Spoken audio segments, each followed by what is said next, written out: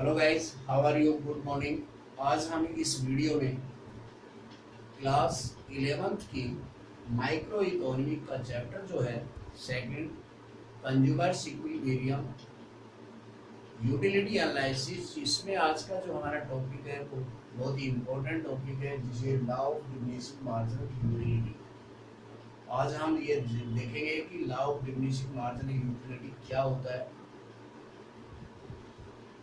देखिए, इसको हम आज आगे बढ़ते हैं समझने के लिए। तो इसके लिए हमने देखिए कि यहाँ पे जैसा टॉपिक का नाम है कंज्यूमर्स इक्विलिब्रियम्स, उसके बेस पे इट मींस इसका सीधा संबंध है वो कंज्यूमर से है।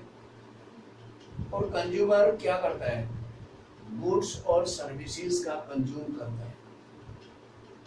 अब जैसे ही कंज्यूमर किसी कॉमोडिटीज का यूनिट्स ऑफ कंज्यूम बढ़ा देता है, तो उसकी जो डिजायर्स जो हैं, उनकी जो डिजायर्स की इंटेंसिटी जो होती है उसकी उसके वस्तु के प्रति वो क्या हो जाती है? डिक्रीज हो जाती है। यानी कंज्यूमर की किसी कॉमोडिटीज के प्रति इंटेंसिटी जो है, या जो वांट्स की जो है इंटेंसिटी, डिजायर की इंटेंसिटी अगर डिक्रीज होगी किसी कमोडिटी की, जब मोर और मोर वस्तु यूज की जाएगी, तो उससे क्या रिजल्ट होगा कि जैसे हमने पीछे पढ़ा था कि मार्जिनल यूटिलिटी जो है, जो किसी वस्तु की एडिशनल यूनिट के कंज्यूम करने से जो हमें प्राप्त होती है,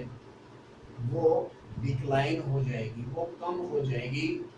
और जो ये कम मार्जिनल यूटिलिटी जो कम होगी, उसे ही हम law of diminishing marginal utility कहते हैं। तो मेरे उम्मीद है गाइस कि आपने कंसेप्ट समझा होगा कि law of diminishing marginal utility का सीधा संबंध मार्जिनल यूटिलिटी से है।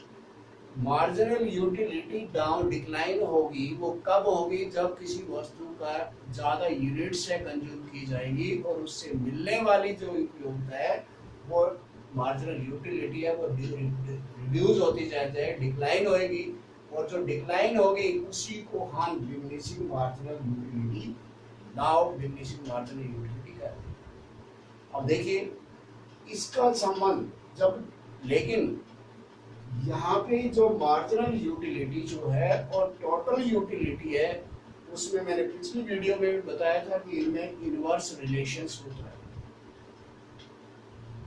मार्जिनल यूटिलिटी डिक्लाइन होगी तो टोटल यूटिलिटी जो है वो क्या करेगी? इंक्रीज करेगी, लेकिन किस फॉर्म में करेगी? वो डिक्रीजिंग फॉर्म के अंदर क्या है?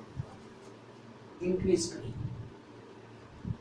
तो इसलिए इस जो law of diminishing marginal utility है, इसे अन्य नामों से भी जाना जाता है, जिसे फंडामेंटल लॉ ऑफ सैटिस्फैक्शन,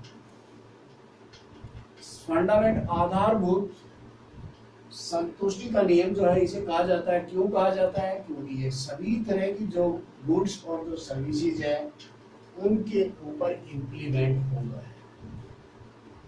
दूसरा है, इसे फंडामेंटल साइकोलॉजिकल लॉ भी कहते हैं।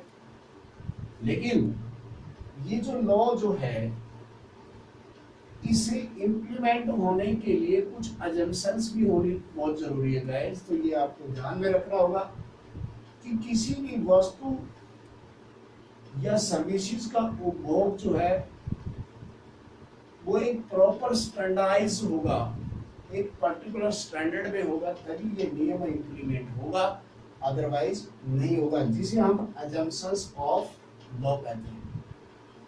फॉर एग्जांपल, अगर एक स्पून ऑफ टी अगर हम यूज करते हैं तो वो स्टैंडर्ड जो है कमोडिटीज का क्या है?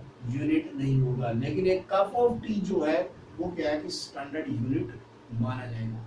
अब एक कंज्यूमर एक कप ऑफ टी को अगर यूज करता है, उसमें लेता है, तो उससे मिलने वाली जो यूटिलिटी है, मार्जिनली उससे मिलने वाली जो यूटिलिटी है, वो अधिक होगी, लेकिन सेकंड जैसे ही यूज करेगा यूटिलिटी तो मिलेगी, लेकिन कंपेरेटिव जो है फर्स्ट कप ऑफ टी से उसे कम मिलेगी।